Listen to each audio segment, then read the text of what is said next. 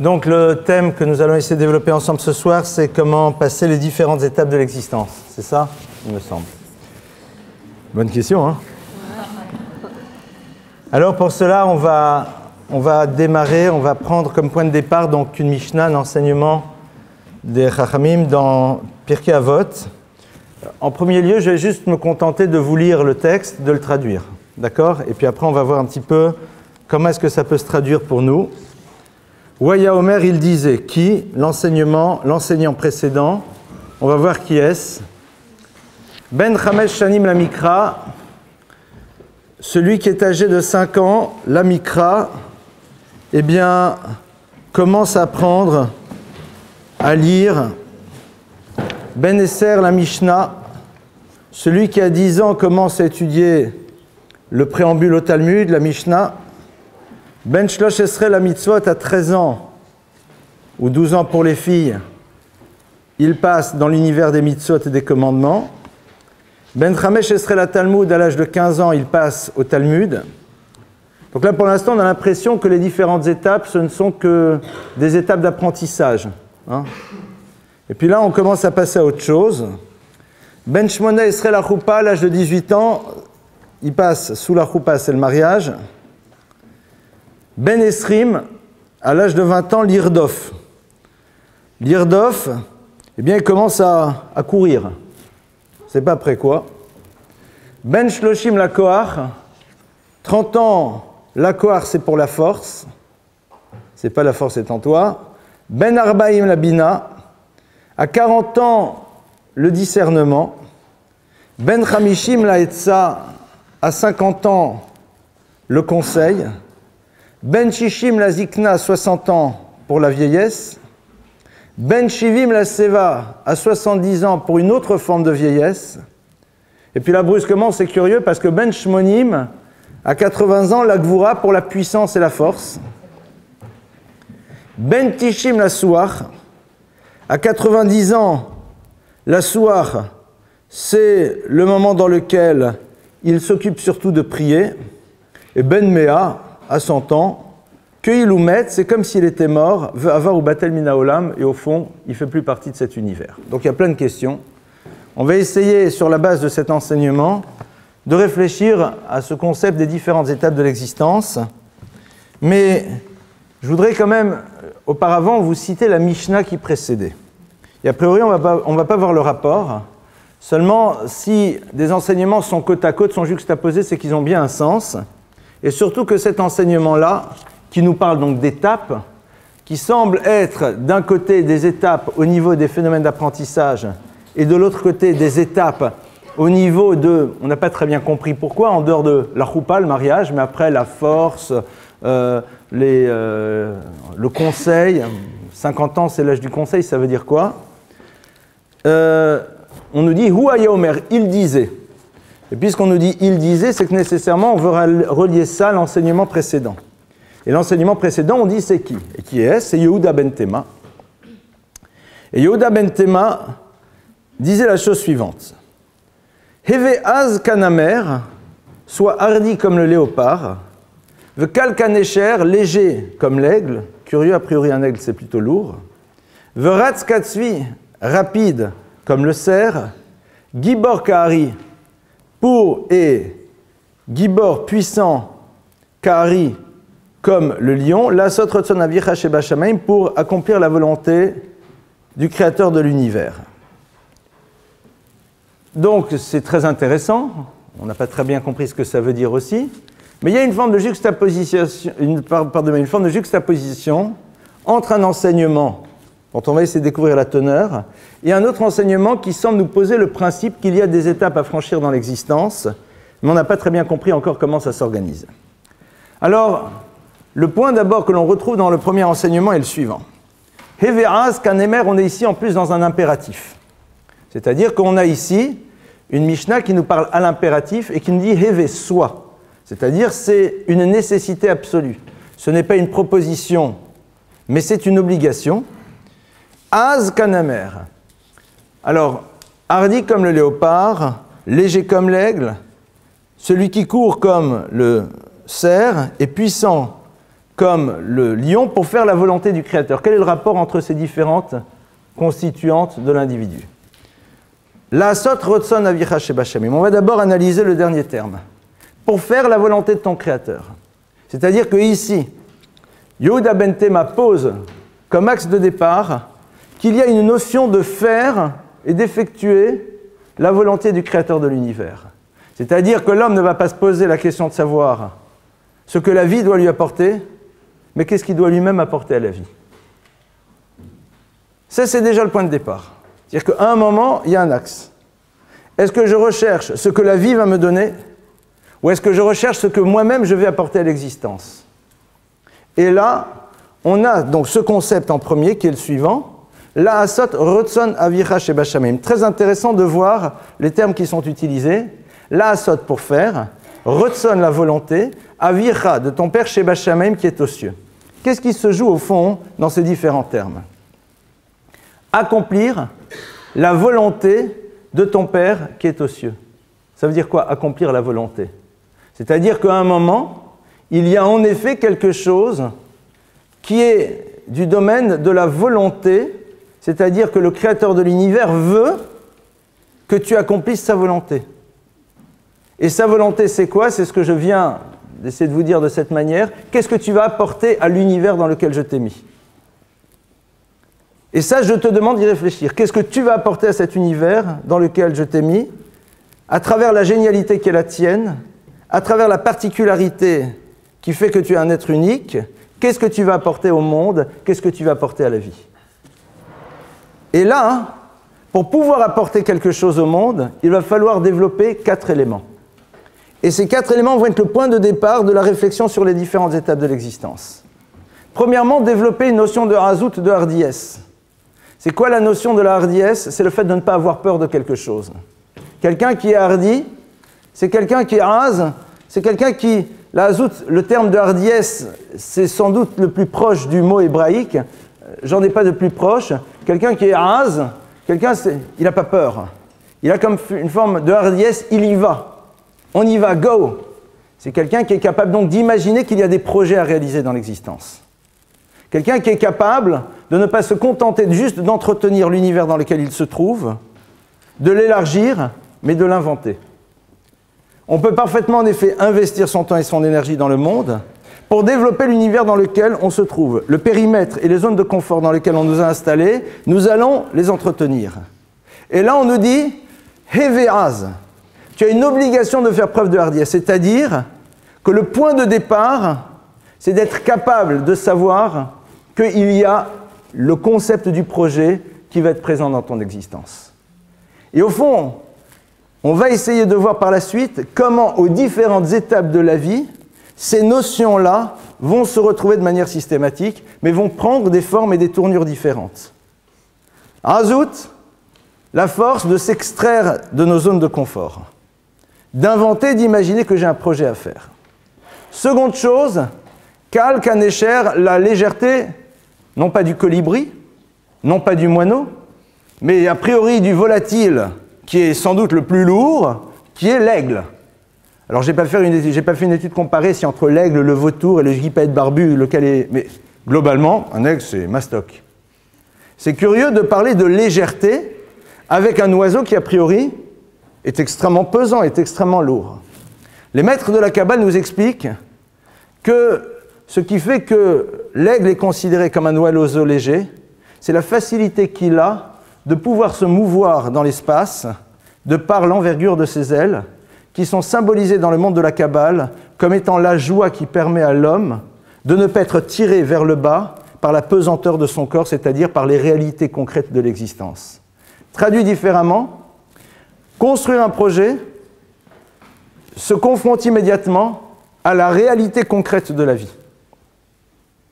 Les difficultés liées d'abord à mon histoire, à mon vécu, et les difficultés techniques, les difficultés liées au monde de la nature, de la matière, des autres.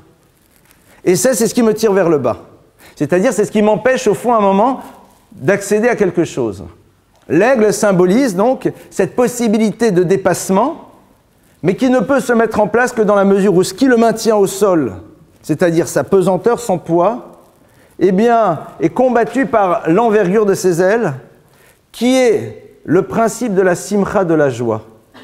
Et c'est quoi cette joie? C'est de découvrir que l'on va donner du sens à son existence. Découvrir qu'à un moment, on s'inscrit à l'intérieur, donc, à Askanemer, cette hardiesse qui nous dit « je crée quelque chose, j'invente quelque chose, je développe une chose qu'il n'y a que moi qui puisse mettre en place à l'intérieur de l'univers ». Cette joie, ce constat que nous sommes capables de créer du sens et que nous n'avons pas de doute là-dessus, c'est ce qui nous permet à un moment de nous élever au-dessus des contingences de la matérialité qui nous bloquent et qui font que l'on a tendance à dire « ça ne sera pas dans le domaine du possible » ou alors de trouver déjà les prétextes pour ne même pas commencer à faire le premier pas. Ça va être le deuxième axe. Avec, en bonus, mais ce n'est pas le sujet de ce soir, le fait que nos maîtres nous apprennent que la joie aussi s'obtient quand on a réglé des doutes, c'est-à-dire que lorsque l'on a construit ça comme une forme de certitude. Troisième élément, la rapidité, c'est-à-dire un mouvement immédiat. Le fait que dès le moment où ces notions-là, je veux les inscrire dans ma vie, ce ne sont pas juste des concepts, mais c'est quelque chose dans lequel il y a le passage à l'acte. C'est intéressant de voir que le cerf, à l'image d'ailleurs d'autres animaux qui sont rapides, mais dès le moment où il démarre vite. C'est-à-dire, il va extrêmement vite dès le début. On n'est pas ici dans quelque chose dans lequel tour de chauffe, deuxième tour de chauffe, préchauffage, et puis après, éventuellement, on y va. Le cerf est dans cette rapidité de traduction. Le passage à l'acte est le révélateur de la certitude que l'on a de la démarche qui doit être la nôtre. Si on est capable d'être dans l'immédiateté du mouvement, c'est qu'au fond, on a construit une certitude sur la validité de celui-ci. Et après la Gvura, c'est-à-dire cette puissance qui permet au fond d'être dans la continuité, dans la constance. Cette Gvura-là, c'est la constance, c'est la continuité que l'on est capable d'avoir. Ces éléments-là précèdent la Mishnah qui nous enseigne c'est quoi les étapes de l'existence. Parce que les étapes de la vie ont ceci de commun, c'est que dans chacune de nos étapes, les 4 éléments que nous venons de développer devront être présents. Chaque étape de l'existence est un moment dans lequel il y a en effet un projet à imaginer, il y a en effet cette capacité de dépasser les contingences parce qu'on a construit une certitude, il y a cette nécessité d'être dans le passage à l'acte, et il y a aussi l'obligation d'être dans la constance. Ce ne sont pas des éléments que l'on va installer à un moment de la vie, c'est dès le début. Et la Mishnah d'après, Huaya Omer, et maintenant que Yehuda ben Tema nous a posé cela, alors Huaya Omer, il disait autre chose. Il te dit, et maintenant, voici les domaines d'application dans lesquels tu vas faire vivre et exister de manière concrète les éléments dont je viens de te parler. En 2 mots, la constance, le passage à l'acte, la capacité de se dépasser et le fait que nous avons un projet, ce sont des choses que l'on a à chaque étape de la vie. Il n'y a pas des étapes dans lesquelles ces notions-là sont absentes.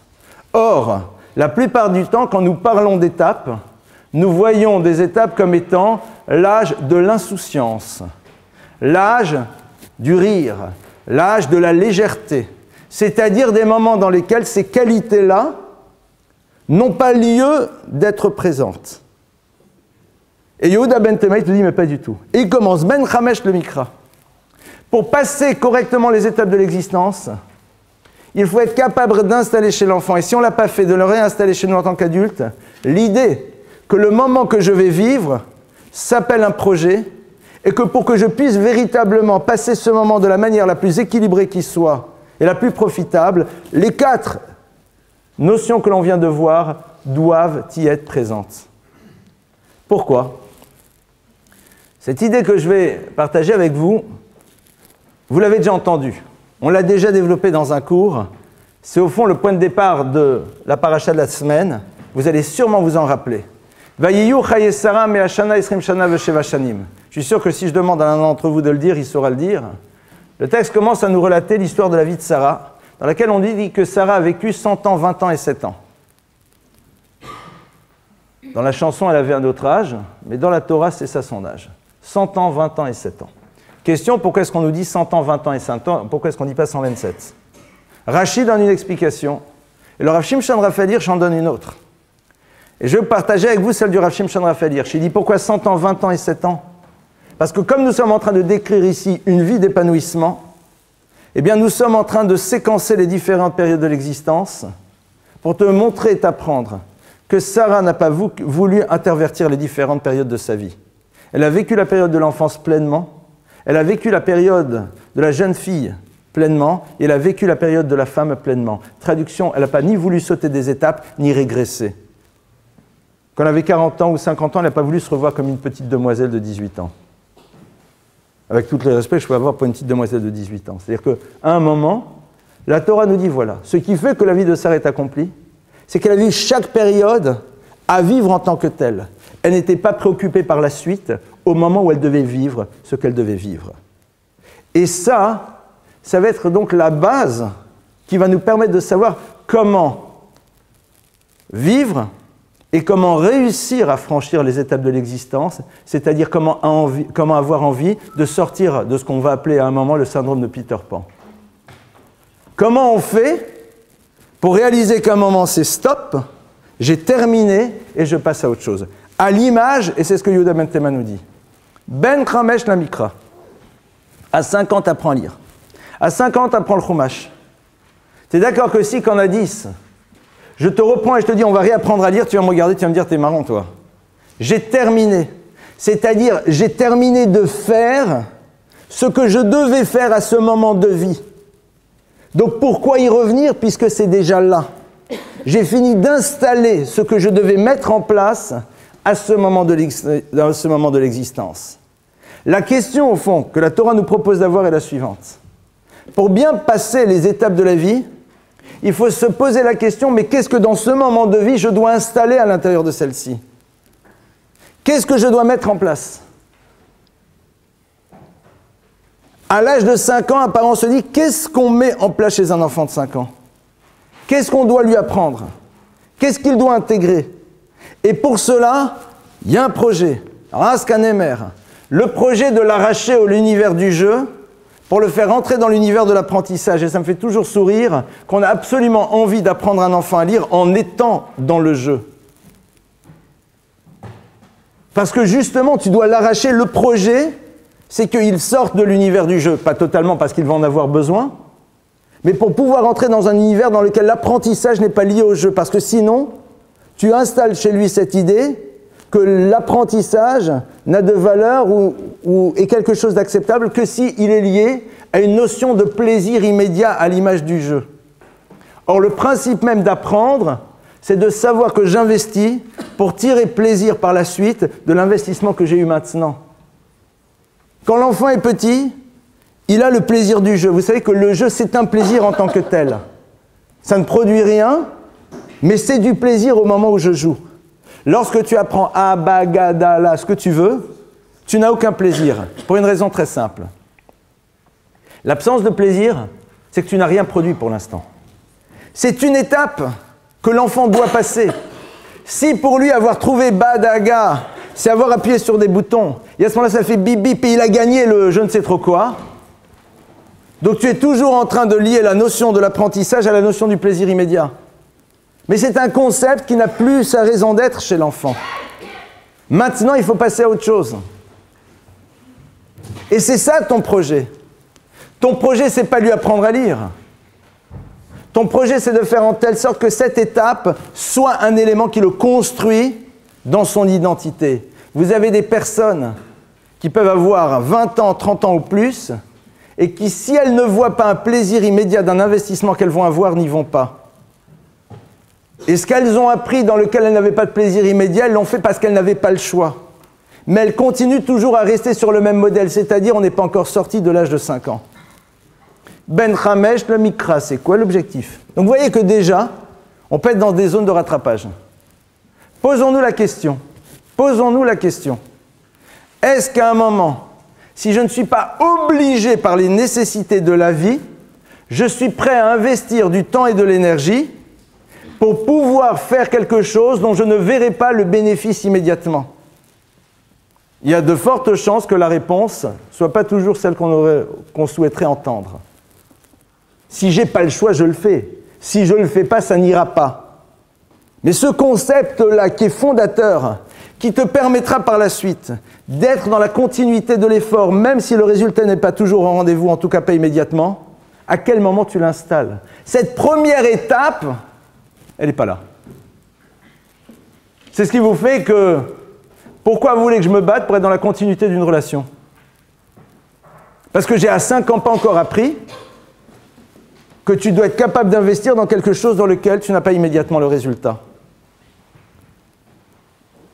Et parce que je ne l'ai fait que quand je n'avais pas le choix. Que quand je n'avais pas le choix. Donc au fond, le message, il est tout sauf passé ici. On peut s'arrêter juste Ben Hamesh la Mikra et réaliser que parfois on n'est pas encore sorti de l'âge de 5 ans. On peut avoir 50 ans et enlever encore un zéro. Ben Hamesh le Mikra. Seconde étape, donc ça a une première étape à passer. Et vous imaginez à quel âge on l'a fait passer à l'enfant? À l'âge de 5 ans, mon frère. À 5 ans, l'enfant doit être capable de comprendre que ce n'est pas l'immédiateté du résultat qui va conditionner son investissement. Et comment tu mets ça en place? À travers les 4 éléments que nous avons vus précédemment. Ça doit être un projet pour toi, le parent. Tu dois lui permettre en effet de s'élever au-dessus de la difficulté d'être dans ce passage à l'acte. Et tu dois immédiatement mettre ça en place. Et tu dois travailler sur la constance pour que cette notion-là, elle puisse s'inscrire à l'intérieur de lui. C'est plein de gens, ils viennent, et quand vous apprenez le Talmud, ils disent « Mais pourquoi vous apprenez le Talmud? Ça sert à quoi ?» Ces gens-là, j'ai envie de leur dire « Bon, t'as toujours pas dépassé 5 ans, mon frère. » C'est pas parce que ça ne sert pas immédiatement à quelque chose que pour autant je ne vais pas le faire. Ça fait 3000 ans qu'on se balade avec, et à ce qui paraît, c'est un truc pas mal. À tel point que les Coréens sont intéressés à prendre le Talmud. Il faut croire qu'il va se passer quelque chose sur la base. C'est-à-dire, si tu n'arrives pas à voir immédiatement le bénéfice ou tu ne vis pas immédiatement, tu n'y vas pas? Comment tu vas faire dans ta relation de couple? Comment tu vas faire? Explique-moi.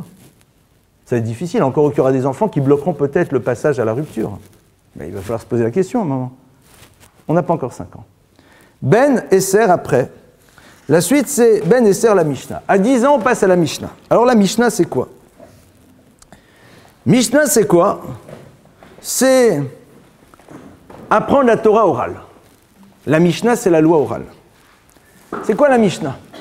La Mishnah a été mise par écrit parce que malheureusement, le rapport à l'oral a été au fur et à mesure un peu... de plus en plus difficile, parce que les gens n'arrivaient plus à se rappeler par cœur, mais normalement, là, tout le truc là-bas, c'était connu par cœur. Mais la Mishnah, c'est quoi? C'est la transmission orale. L'étape numéro 2 de l'existence, dit la Mishnah, c'est quoi? C'est le rapport de confiance que tu vas devoir construire vis-à-vis de ceux qui te transmettent quand tu commences à avoir un sens critique. Ça veut dire quoi? L'enfant, jusqu'à 5 ans, 6 ans, en tout cas dans cet âge-là, papa, maman, c'est papa, maman. Et s'ils ne sont pas complètement, pardonnez-moi l'expression, à l'ouest, il n'y a pas de problème. Quand il arrive vers l'âge de 10 ans, il commence à avoir un regard un peu plus scrutateur, il commence à voir les défauts dans la cuirasse, il réalise qu'au fond, nous ne sommes pas des êtres parfaits. Il réalise que cette confiance absolue qu'il avait en nous, brusquement, je ne suis pas devant la perfection. Et c'est là où, en effet, on va devoir lui apprendre à développer cette confiance par rapport, vis-à-vis, pardonnez-moi, de la parole et de ce qu'on va lui transmettre. Ça veut dire que l'étape numéro 2 que l'on va devoir installer, c'est comment je fais pour être dans un rapport de confiance avec quelqu'un qui, même s'il n'incarne pas la totale perfection, je vais néanmoins donner du poids à ce qu'il va me dire. Ça va être la deuxième étape. C'est-à-dire, est-ce qu'aujourd'hui, je suis capable, dans ma vie, de savoir faire une certaine part des choses et de ne pas être dans une recherche d'un absolu qui m'empêcherait au fond d'être à l'écoute et de donner du poids à une parole. Et ça, c'est capital. Et dans la relation aux parents, c'est capital. Si nous devions être parfaits pour que nos enfants soient à l'écoute de ce qu'on a à leur dire, eh bien, il ne se passerait pas grand-chose dans la relation entre les enfants et les parents. Est-ce que cette notion-là, je l'ai installée chez moi? C'est-à-dire quelle est la capacité que j'ai de savoir faire la part des choses. Ça, c'est ce qu'on demande à un enfant à 10 ans. De savoir garder ce regard qui, de facto, sera critique, parce que tout simplement, il va observer, mais en même temps, ne pas, de par ce qu'il verra, s'empêcher d'être à l'écoute d'une parole dont il a besoin. C'est une preuve de maturité qu'on lui demande d'avoir. C'est-à-dire réaliser, traduit dans d'autres mots, que ce n'est pas parce qu'il y a un moment quelque chose qui me dérange que pour autant j'invalide la totalité de l'autre. Étape fondamentale. Parce qu'elle va conditionner l'univers des relations. Parce que soit nous serons dans une vision un peu fantasmée de l'autre parce que nous avons envie de cette relation, soit dès le moment où nous n'en voudrons plus, nous nous focaliserons sur un point qui nous pose problème chez lui et à ce moment-là, nous arrêterons. Et dans tous les cas de figure, on sera déçus. Savoir faire la part des choses, c'est ce que l'on apprend à faire à l'enfant à l'âge de 10 ans quand il a la Mishnah, c'est-à-dire quand il rentre dans la transmission orale. Quand c'est la parole d'un tiers, ici en l'occurrence du maître, mais qui peut être aussi le parent, qui va lui dire des choses, mais qu'il est capable de dire « Ouais, tu me dis ça, mais toi, quand même !» Le moment où il peut dire « Mais attends, oui, je suis d'accord, mais toi, quand même, il y a 15 jours, hein, tu as bien mangé le chocolat, même si tu dis qu'il faut savoir se retenir dans la vie. » D'accord? Pardonnez-moi de prendre ces exemples un peu bruit de décoffrage. Alors, qu'est-ce qu'on fait? Donc, soit il est dans un schéma d'idéalisation, soit il n'est pas capable de faire la part des choses et il invalide la totalité de nos paroles. Ça, c'est la seconde étape qu'on nous demande de passer. C'est-à-dire d'installer à l'intérieur de nous cette capacité-là, de savoir faire la part des choses et de ne pas invalider ou alors sublimer l'autre. Intéressant. Étape suivante. Et vous imaginez à quel moment les Chachamim nous demandent d'installer ça dans la vie. Et alors là, on est avec un gamin de 10 ans. 10 ans. Mais on peut faire des sessions de septembre si vous voulez, même à 40 ans. Suite, Ben Chamesh Esrei la Talmud. À 15 ans, c'est le Talmud. Alors non, Shlosh Esrei la Mitzvot, 13 ans ou 12 ans, les Mitzvot. Ça veut dire quoi? Le projet à un moment, le projet suivant. Donc regardez, on a vu un peu comment ça, les différentes étapes. Le projet d'après, c'est de rentrer dans l'univers, allez, je vais utiliser le mot, ça me fait plaisir, de la soumission.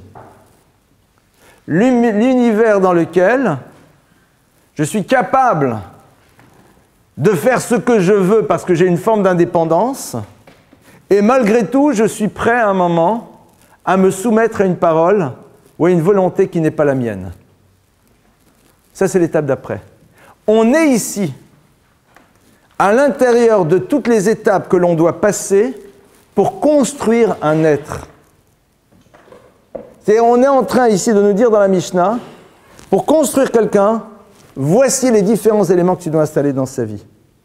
Premièrement, le rapport à l'immédiateté. Je fais que si j'en ai un plaisir immédiat. Non, ça tu travailles.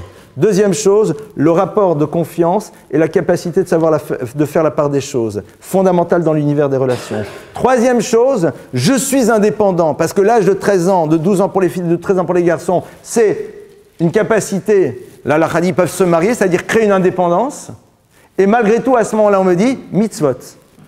Tu es capable d'avoir cette liberté de te soumettre à quelque chose. Grandeur de celui qui est capable à un moment de décider à quoi il veut se soumettre. Étape d'après.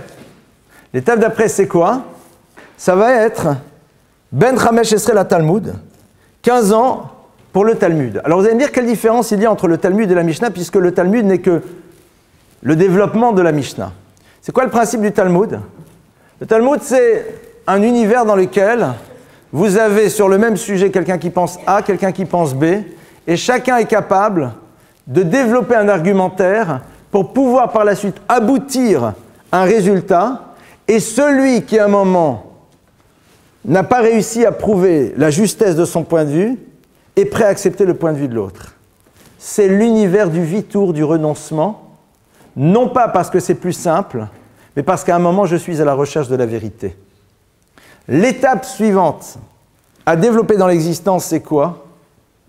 L'étape d'après, c'est de travailler sur avoir un moment une idée. J'ai le droit d'avoir une idée. Me battre pour cette idée, mais être capable de la défendre à travers une démarche intellectuelle et non pas dans un rapport de force physique. Y être prêt à un moment à renoncer à cette idée si l'autre est capable de me montrer la justesse de la sienne et à ce moment-là, d'être mevater, c'est-à-dire de renoncer pour pouvoir m'inscrire dans une nouvelle démarche. C'est seulement après qu'on arrive la choupa au mariage. C'est-à-dire, tu ne peux pas arriver à l'univers du mariage si tu n'as pas d'abord travaillé ces 3 premières étapes. Les 3 premières étapes, c'est celle-là.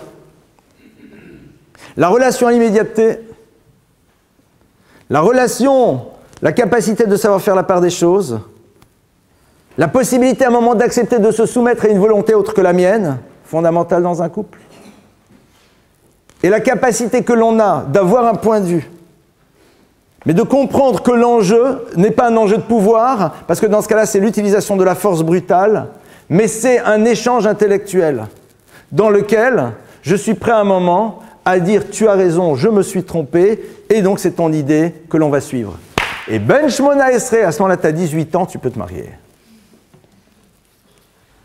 Et officiellement, c'est à cet âge-là, on est censé avoir acquis ces dimensions. C'est-à-dire que normalement, c'est à ce moment-là. Pourquoi? Parce qu'il y a eu un process, il y a eu une démarche. Aujourd'hui, on est dans une génération légèrement différente.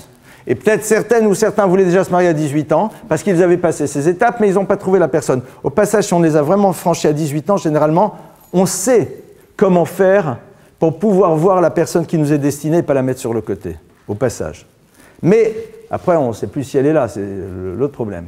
Mais, voilà. Ben Shmona Esrei la choupa. Et maintenant, on rentre à la choupa. Et de nouveau, même l'étape du mariage, c'est intéressant de voir. On dit choupa. Pourquoi est-ce qu'il n'y a pas d'autres mots qui sont utilisés? On peut utiliser d'autres termes. Pourquoi c'est le mot choupa? La choupa, c'est quoi? La choupa, c'est le dénuptial. Il y a des termes que l'on peut utiliser pour parler du mariage. Entre autres, nisuin. Nisuin, c'est un mot qui désigne la cérémonie du mariage.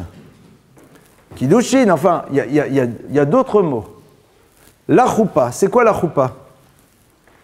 Alors je vais vous donner une info que vous ne connaissez peut-être pas. C'est que normalement, même si ce sont les parents qui payent la synagogue, il est bien, voire même extrêmement recommandé, rassurez-vous, s'il n'a pas fait tout va bien, c'est quand même bon, mais il est quand même fort recommandé que le khatan paye la location de la choupa.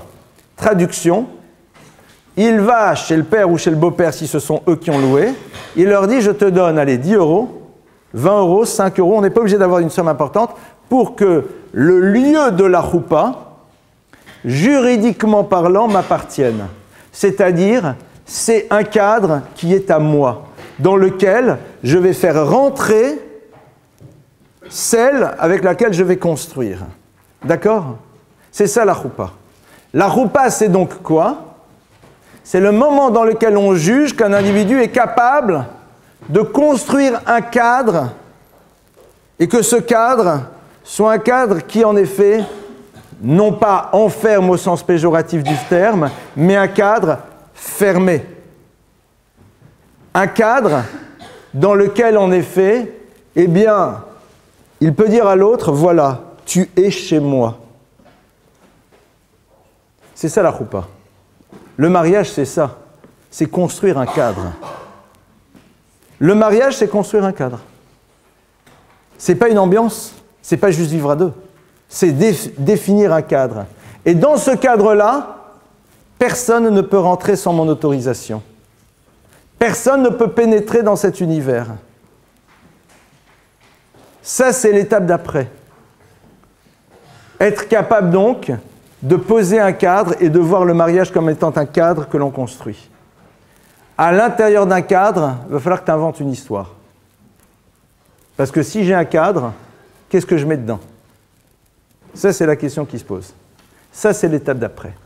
Et maintenant, on va passer à d'autres choses. Une fois que tout ça, ça a été posé, c'est-à-dire que les premières étapes de la vie sont là pour mettre en place les process qui vont nous permettre maintenant de passer d'autres étapes de l'existence que l'on va essayer d'analyser ensemble. La suite, c'est quoi? Ben Esrim Lirdof. À 20 ans, tu commences à courir, c'est-à-dire maintenant, ce qu'on te demande, c'est d'assumer ce que tu as réussi à construire, c'est-à-dire de courir pour pouvoir nourrir ta famille. Alors vous allez dire, qu'est-ce que les filles ont à faire là-dedans? Parce que c'est vrai. À ce moment-là, on va dire, parce que la responsabilité de nourrir la famille, c'est l'homme, c'est pas la femme. C'est son obligation. Et en effet, à ce moment-là, on n'est plus du tout dans le même principe d'étape pour l'homme que pour la femme. C'est plus du tout la même chose. C'est-à-dire que la femme, on a presque envie de dire qu'elle est arrivée à sa finalité. C'est-à-dire, ça veut dire quoi? Ça veut dire que maintenant, elle va développer quelque chose de totalement différent. Comment, de quelle manière, on va le voir tout de suite. Ben Esrim, Lirdof. L'étape suivante, c'est quoi? La notion de Lirdof. Mais vous comprenez bien que courir après sa parnassa, quand vous avez été capable de mettre en place les étapes précédentes, ce n'est pas la même chose. Ben Shloshim, 30 ans, la Koach, pour la force. Alors, de quoi il s'agit? C'est l'âge dans lequel, en effet, on va demander à l'individu de développer au maximum ce qu'il a commencé à mettre en place à l'intérieur de sa famille. Alors, c'est très ennuyeux ce que je suis en train de vous dire, parce que clairement, on est en train de nous apprendre que les étapes d'après, leur lieu d'excellence, elles doivent se passer, pardonnez-moi, à l'intérieur d'une famille. Beaucoup d'entre vous ne sont pas encore dans ce stade dans lequel la famille a été construite, et c'est vrai que ce n'est pas simple à entendre. Ça ne veut pas dire qu'il n'y a pas de choses à faire, mais à un moment, on te dit l'étape d'après, c'est de commencer à mettre toute ton énergie pour développer ce que tu as mis en place. C'est-à-dire qu'il y a un moment dans lequel notre travail à nous, c'est de savoir que nos énergies, elles sont là pour développer quelque chose que l'on a construit à l'intérieur d'un cadre. Nos énergies, on ne les utilise pas pour créer le cadre. On les utilise pour développer quelque chose à l'intérieur d'un cadre. C'est comme ça que normalement on est censé faire. Pour développer quelque chose à l'intérieur d'un cadre. Alors vous allez dire, bon, vous êtes très sympa, mais quand on n'est pas marié, on fait quoi? La question est bonne. Et c'est quoi cette histoire de 20 ans pour les garçons de courir après la parnassée, nous les filles, on fait quoi? C'est-à-dire que nous, on est là, et puis à la Clairefontaine, je suis là, j'attends, le prince charmant, il y a un problème. Très sincèrement, il y a un problème. Il y a un problème. Parce que la Mishnah nous apprend ce que devraient être les choses. La Mishnah nous dit c'est comme ça qu'Akadosh Baruch Hu a décidé de mettre en place l'univers pour que et l'homme et la femme se réalisent le mieux possible. Il se trouve que maintenant ça ne fonctionne pas comme ça. Mais là on est quand même en train de nous poser le schéma tel que la Torah nous le propose. À un moment, vous dites oui mais on n'est pas, je suis d'accord, on est hors schéma. C'est ennuyeux. On ne va pas réinventer une Mishnah pour dire mais quand? Alors il y a une option de... Non, il n'y a pas d'option, on va voir quand même comment on peut faire. Pourquoi je le dis de cette manière et c'est un peu dur? Parce que on ne peut pas à un moment s'imaginer que l'on franchit des étapes alors qu'on fait du surplace. C'est pas possible. On ne peut pas à un moment s'imaginer qu'on franchit des étapes alors qu'on fait du surplace. La plupart du temps, on ne fait que récupérer ce qui n'a pas été installé auparavant. Vous allez dire, je suis pas sympa ce soir et peut-être légèrement déprimant. Non, pas du tout. Parce que, je vais vous le dire pourquoi. Parce que notre génération s'appelle Ikvata Dimshicha. Elle s'appelle les talons du Messie. Pourquoi est-ce qu'on appelle ça les talons?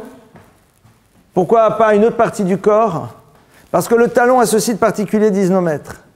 C'est la partie a priori la plus vile du corps. Généralement, on ne va pas au niveau des talons commencer à faire de la manucure ou d'autres choses. Les talons, on les écrase tous les jours. C'est-à-dire que même au niveau symbolique, vous allez dire que l'avant du pied, comme diraient les enfants, on les peinture de temps à autre, mais l'arrière du pied, on écrase. Toute la journée, on écrase. C'est quelque chose qui est écrasé, sur lequel on appuie. Mais si on vous enlève les talons, vous ne tenez plus debout. On est totalement en déséquilibre. On est d'accord? On essaie d'enlever les talons à quelqu'un, il sera obligé d'écarter très très fort les jambes pour que la projection orthogonale de son centre de gravité, elle rentre dans le polygone de sustentation entre les jambes, quoi. Sinon ça n'ira pas, parce que c'est comme ça, c'est dramatique. Donc on va être obligé à un moment de réaliser que le talon, c'est a priori quelque chose de méprisable, et en même temps, c'est capital. C'est-à-dire sans ça, c'est tout l'édifice qui s'écroule. Et disent nos maîtres, notre génération s'appelle en effet Ikvatadim Shecha, parce qu'à l'image du talon, c'est quelque chose qui est écrasé, c'est-à-dire quelque chose qui a priori souffre. C'est quelque chose qui a priori est malmené. Oui. Intéressant de voir comment les maîtres du Zohar nous enseignaient, nous apprenaient déjà que ces générations qui sont les nôtres seraient des générations malmenées, qui se sentiraient écrasées sous quelque chose qui les dépasse, mais qui doivent en même temps savoir que de la manière dont elles arriveront à rester et à se maintenir, c'est cela qui maintient la totalité de toute l'histoire du peuple juif. Ça ne règle pas le problème de « ce soir je rentre et je suis encore seul à la maison ». Je suis bien d'accord.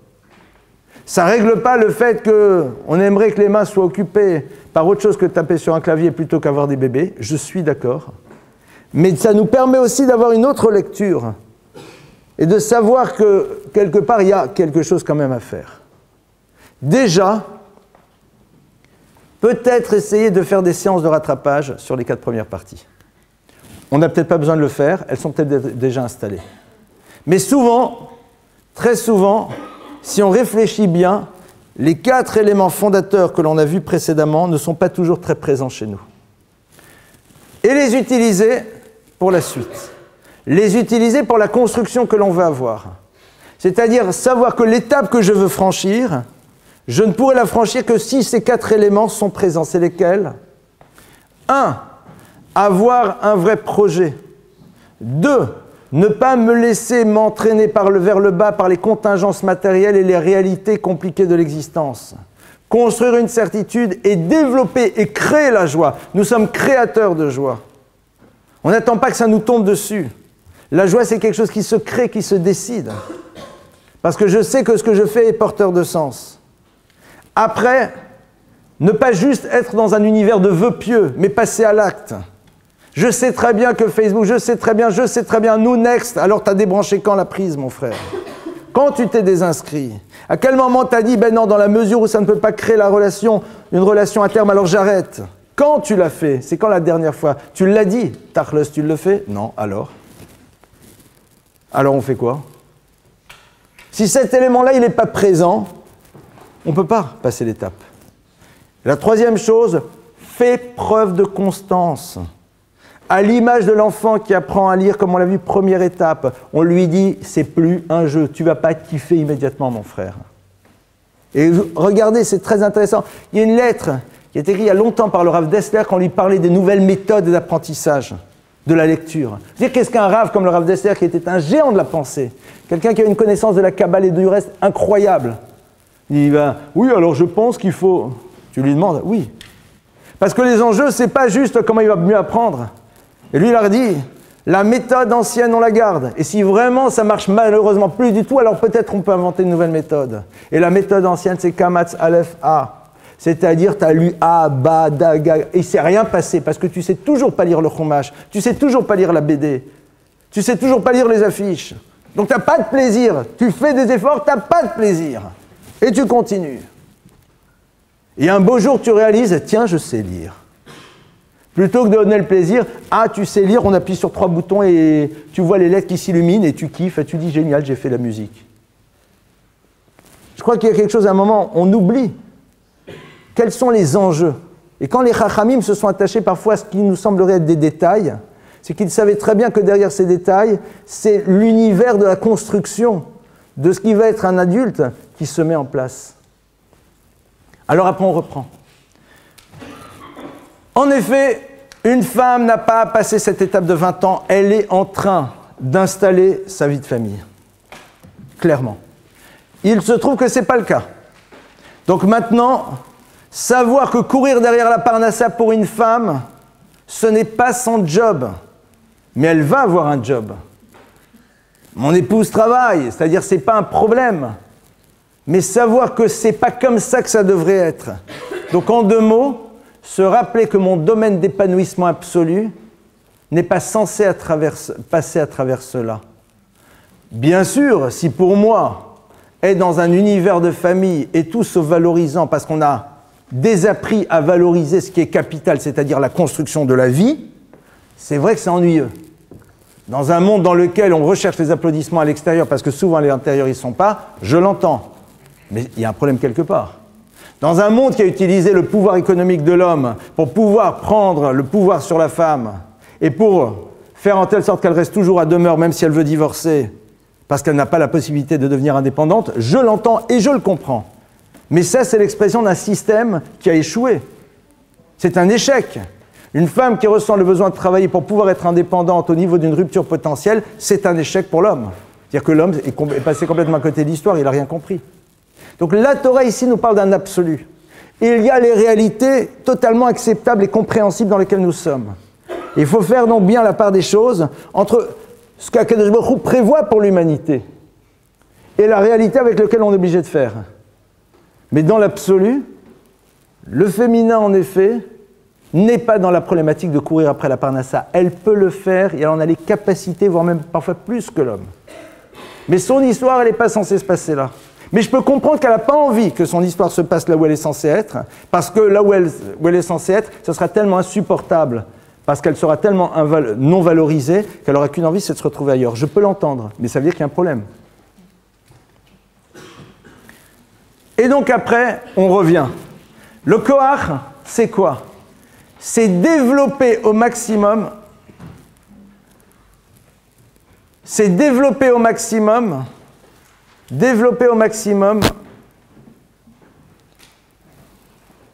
ce que j'ai commencé à mettre en place.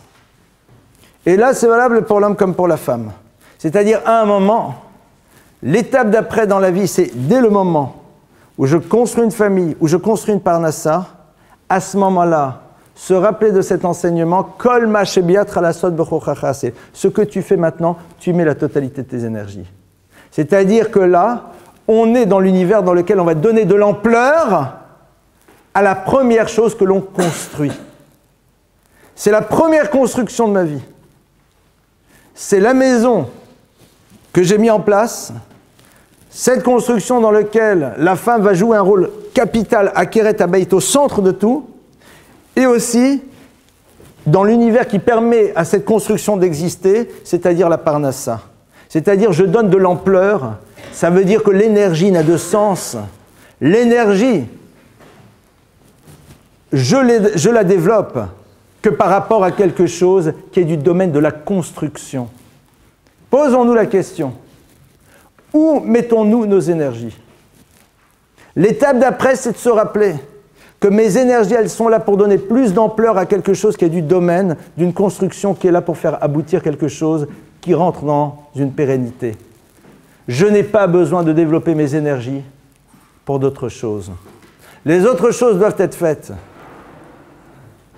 Et ô combien d'individus développent et investissent leurs énergies et mettent toute leur force dans la construction de choses totalement éphémères et futiles, qui n'ont pas de sens, et qui, quelque part, ne seront là qu'à un moment. Combien d'énergie on met pour préparer une bar mitzvah? C'est énorme. Mais c'est éphémère, it's just one day. Comme le mariage, it's just one day. Excuse-moi, mon frère. Bon, one day, important, comme dirait l'autre. Mais just one day. Au passage, c'est intéressant, c'est au niveau purement éducatif. Beaucoup de parents pensent qu'ils ont échoué dans leur éducation, ils ont totalement réussi. Parce que leurs enfants véhiculent les valeurs qu'ils leur ont appris et celles à laquelle ils ont donné l'importance. La bar mitzvah, ils ont passé des heures à choisir le menu, le DJ, les tenues, le machin. Éventuellement, pour le discours, on s'est rappelé qu'il fallait appeler le rabbin 15 jours avant. Ben, les enfants suivent l'éducation parentale. Ils donnent de l'importance au DJ, aux ambiances, aux vêtements et à tout le reste. Ben, normal. Il y a la nourriture et il y a tout, voilà. Ben, c'est une éducation réussie. on a réussi. Je ferme cette parenthèse. Koach, c'est quelque chose qui est là. Mais tu développes tes énergies maintenant. Tu mets tout ton être dans le cadre que tu mets en place. Et ça, c'est valable pour l'homme comme pour la femme. Donc on pose la question de la dispersion des énergies et du lieu dans lequel on met en place nos énergies. L'étape d'après, c'est quoi? C'est Ben Arbaïm Labina. 40 ans, c'est l'étape d'après, c'est-à-dire l'étape dans laquelle on va développer une nouvelle notion, qui est celle d'avoir de la bina du discernement, c'est-à-dire cette période de vie dans laquelle on sait prendre de la distance et remettre les choses à leur place. On arrive à le faire que quand on est confronté à la réalité de la vie, on commence à avoir une certaine expérience. La théorie, tout le monde la connaît. La théorie, tout le monde la connaît. Mais essayer de faire en telle sorte que, dans le concret, on arrive à le mettre en place, c'est Ben Arbaïm, ça c'est à partir de 40 ans. Je vais pas maintenant, je vais encore faire là-dessus, je vais pas trop développer parce que, je vois que de ma faute d'ailleurs il est tard, parce que je suis arrivé un peu en retard. Je vais passer juste l'étape d'après et après je vais revenir sur quelque chose de plus global. L'étape suivante, c'est quoi? C'est Ben Hamishim, le à 50 ans, on donne des conseils. Il y a qu'avant 50 ans, on ne peut pas donner de conseils. Il y en a qui font du conseil en entreprise, ils ont 25 ans, 28 ans, ils donnent parfois de bons conseils. Et ils donnent de bons conseils, ils disent des choses intéressantes. C'est-à-dire quoi? Alors qu'il faut attendre 50 ans, et comment on fait pour monter la société? En vérité, on ne parle pas bien sûr de conseils qui, au fond, ne sont ici qu'une expertise, et qui a de la valeur. Une expertise, une capacité d'analyser et de faire, donc, avec les paramètres que nous possédons, aider des gens à être dans une prise de décision. Ça, ce sont des choses que l'on apprend et qui, en effet, à un moment, on a des domaines d'application. Je suis désolé pour ceux qui font ici du conseil, mais c'est presque un modèle mathématique que l'on met en place à l'intérieur de certaines choses. C'est intéressant de voir que parfois le conseil, eh bien, il peut être le même aussi bien pour une entreprise qui vend des petits pois que pour quelqu'un qui vend du nucléaire ultra développé. C'est-à-dire, globalement, c'est les mêmes modèles, c'est les mêmes schémas. Je parle de choses que j'ignore, mais du très très peu que j'ai pu entendre et essayer de comprendre. Et c'est fort bien. C'est très intéressant et on arrive à de beaux résultats. Ici, ce n'est pas ça la Hetzah dont on parle. La Hetzah dont on parle, c'est viens, j'ai besoin d'un conseil pour moi, personnellement, C'est-à-dire d'un conseil qui engage non pas juste un chiffre d'affaires, mais qui engage ma vie. Ben Hamishim, avant 50 ans, qu'est-ce que tu donnes des conseils? C'est quoi ton expérience de vie pour savoir donner des conseils sur les choses? Vous vous rappelez, un jour, dans un cours, on en avait parlé. On avait parlé de cet interdit, l'Ifnei Ver Lotit Admirchal, de ne pas mettre d'embûche devant un aveugle. Personne ne va mettre une embûche devant un aveugle, sinon c'est un fou et un pervers. Mais on avait vu là-bas que la Gemara nous explique que de ne pas mettre d'embûche devant un aveugle, c'est quelqu'un qui est aveugle dans une décision, qui ne sait pas quelle décision prendre, ne lui met pas d'embûche, c'est-à-dire fait en telle sorte qu'il ne tombe pas. C'est-à-dire, rappelle-toi que ta parole peut créer un drame. Dans la série, moi je serai toi, je le lâcherai. Dans la série, mais dans un cas pareil, il faut tout arrêter. Dans la série, ah vas-y, il est super. Et autres conseils du même genre. Quand les gens disent ça, je dis, toi t'es marié au fait? Pour parler de ça? Non, alors de quoi tu parles? Parce que, qu'est-ce que tu fais dans 10 ans quand il ou elle est toujours pas marié? Ça va être intéressant ça. C'est toi qui gères le dossier? Non, généralement c'est moi qui vais le gérer. Hein. C'est toi qui gères? Non, alors de quoi tu parles? Non, je te dis, envoie-les ici en Israël, dans telle école, ça va être super, je sais, j'ai des gens, ils m'ont parlé. T'as déjà éduqué des enfants? T'as vu ce que c'est un enfant qui est soumis à l'influence des autres? Tu sais c'est quoi le résultat? Alors de quoi tu parles? C'est-à-dire que c'est intéressant de voir que la notion de la Hetzah du conseil, il y a des domaines dans lesquels on est très très vigilant, mais d'autres dans lesquels on est détente. Et je vais vous donner l'exemple. C'est un exemple que j'affectionne particulièrement, qui ne me concerne pas totalement personnellement, même si j'aimerais. Et je vais vous dire pourquoi. Imaginez que demain, j'aille chez une ou un d'entre vous, et je lui dis, voilà, que faites-vous dans la vie? La personne me dit, eh bien voilà, moi j'ai fait 5 années ou 6 années d'études de vétérinaire, ce qui est une profession qui demande des études, etc. Donc c'est fort respectable. Je dis, eh bien, écoutez, ça tombe très bien, j'ai un conseil à vous demander, je viens de recevoir la somme de 80 millions d'euros. Est-ce que vous pouvez me dire comment, d'après vous, je devrais les investir? Le gars me regarde, il me dit, donc soit c'est une blague sur les 80 millions d'euros, soit tu as un problème d'audition, il va falloir voir un audioprothésiste. Je suis un vétérinaire. Je lui dis, oui, je sais, mais pouvez-vous me conseiller? Donc soit le gars est fou et me donne des conseils, soit c'est quelqu'un de normal et il m'oriente vers quelqu'un dont c'est le métier. Et il ne viendrait l'idée à personne d'entre vous d'aller demander des conseils de placement ou d'achat immobilier à quelqu'un de brillant, d'intelligent, de génial, mais dont ce n'est pas le métier. Sinon, on est fou. Mais sur des choses fondamentales, le copain, la copine, l'autre, sa parole a du poids. C'est intéressant. Ben Chamishim le Etza. L'étape dans laquelle je me donne cette liberté de donner des conseils, c'est Ben Chamishim à 50 ans. Et si on te les demande et tu n'as pas le choix, tu es obligé de parler,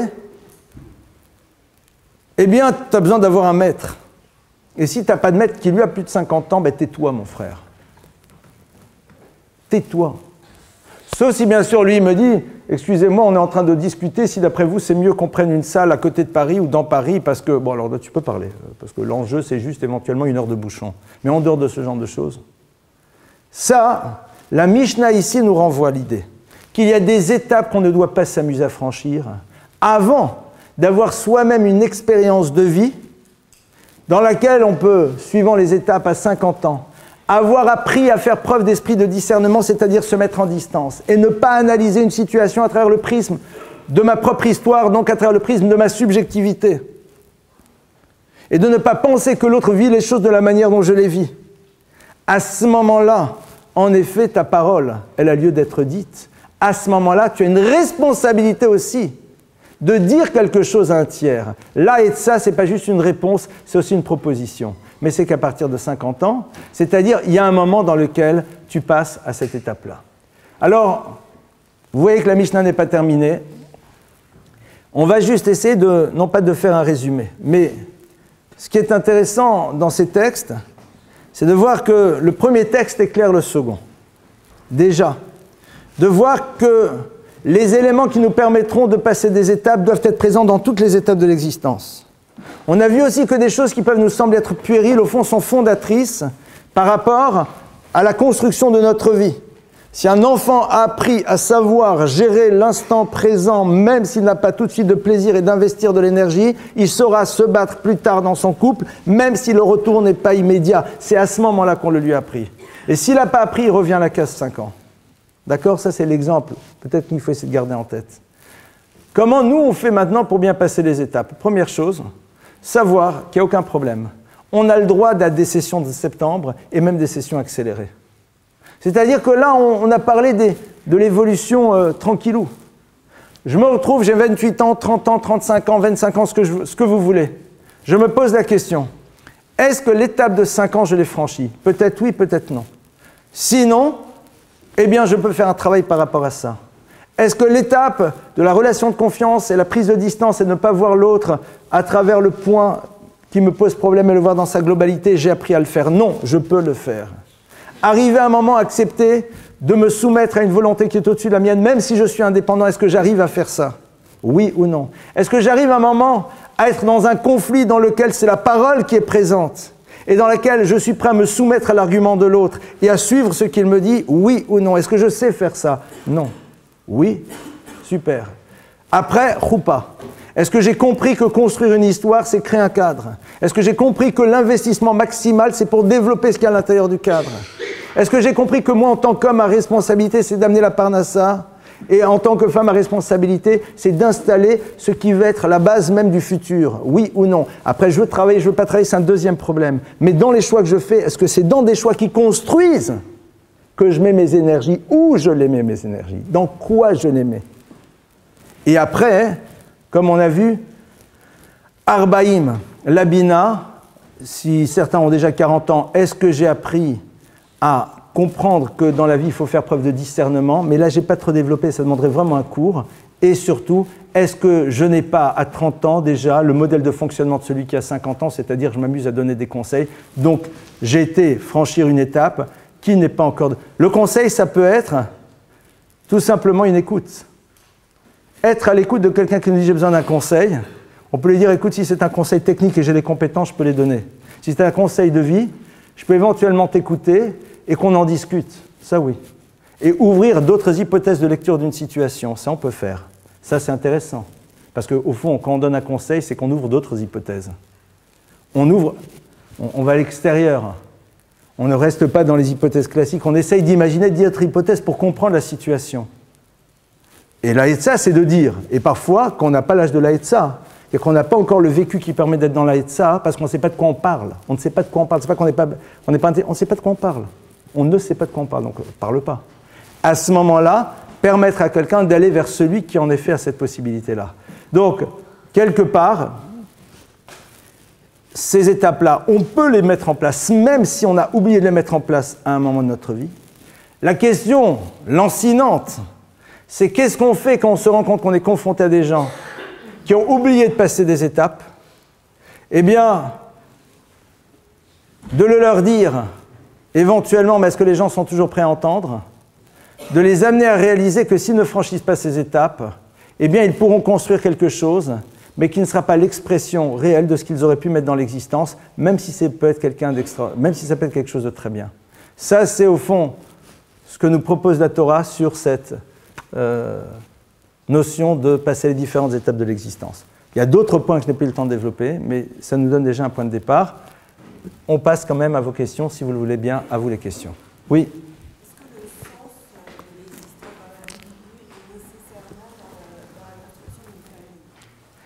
Alors, est-ce que le sens de la vie, c'est...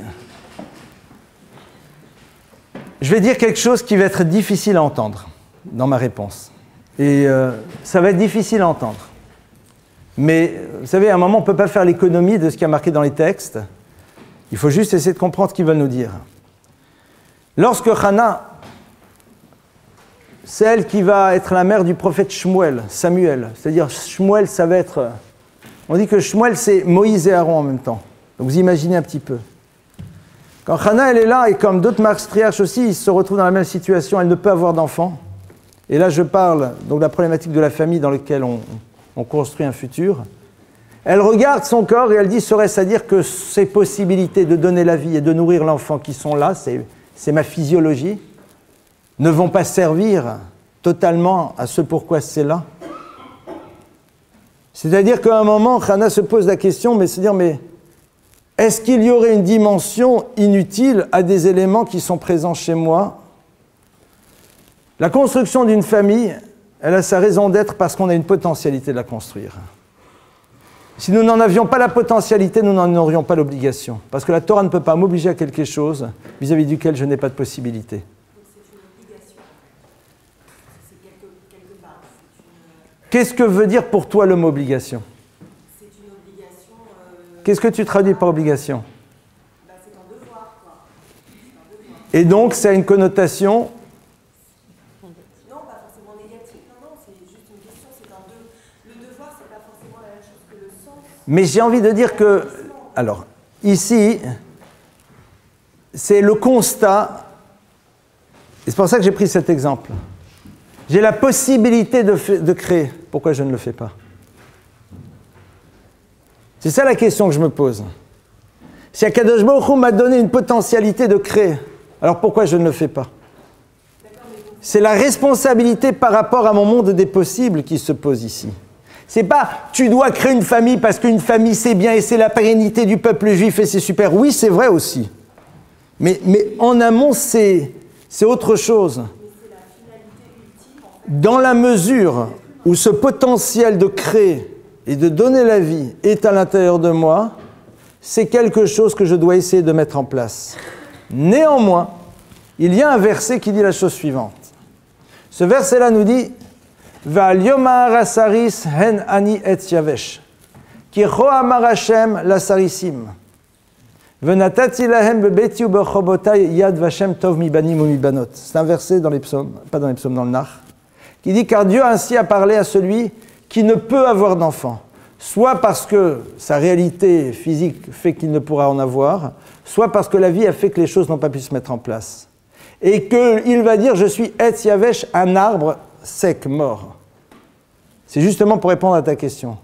Hachem lui parle à celui-là, il lui dit « Venatati bebeti ou bechomotai yad vashem » et je mettrai bebeti dans ma maison, ou bechomotai, et dans mes murailles, yad vashem, une main et un nom, tov mi banim ou mi banot, shem olam etenlo asher lo ikaret.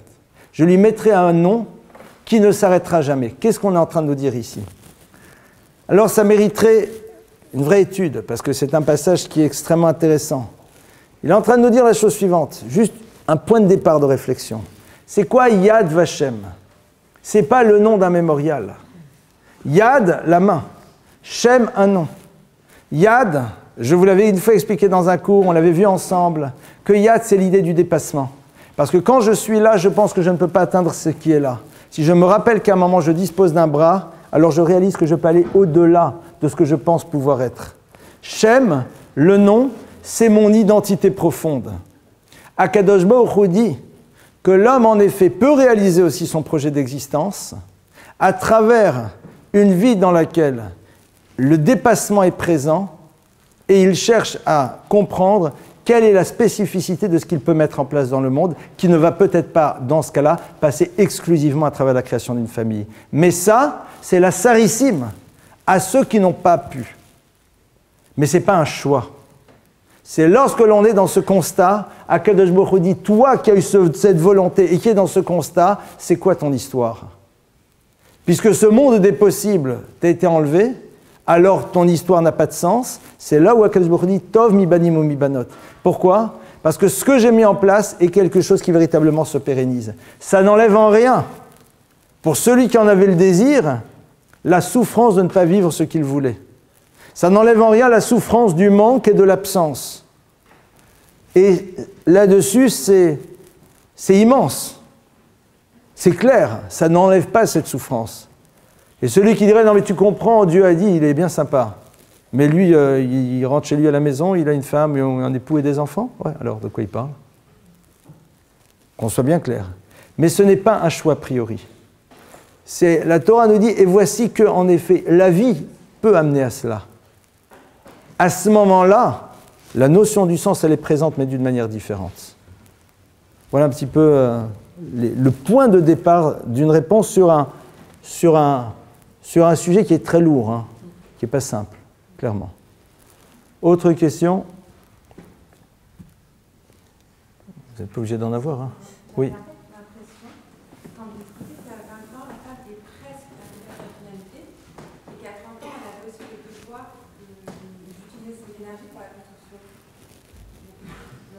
Oui, exact. Donc en fait, je voulais savoir à partir de quel moment la femme arrivait à sa finalité et s'il y a une finalité. Lorsqu'on arrive la choupa, à ce moment-là, elle n'a pas besoin de courir après la parnassa. La parnassa, elle est là en d'autres mots. C'est-à-dire, elle n'a pas besoin de courir. C'est-à-dire, la réalité à laquelle elle doit donner de l'énergie, elle est présente. Construire un cadre, construire une sérénité, construire un lieu d'équilibre, c'est énorme.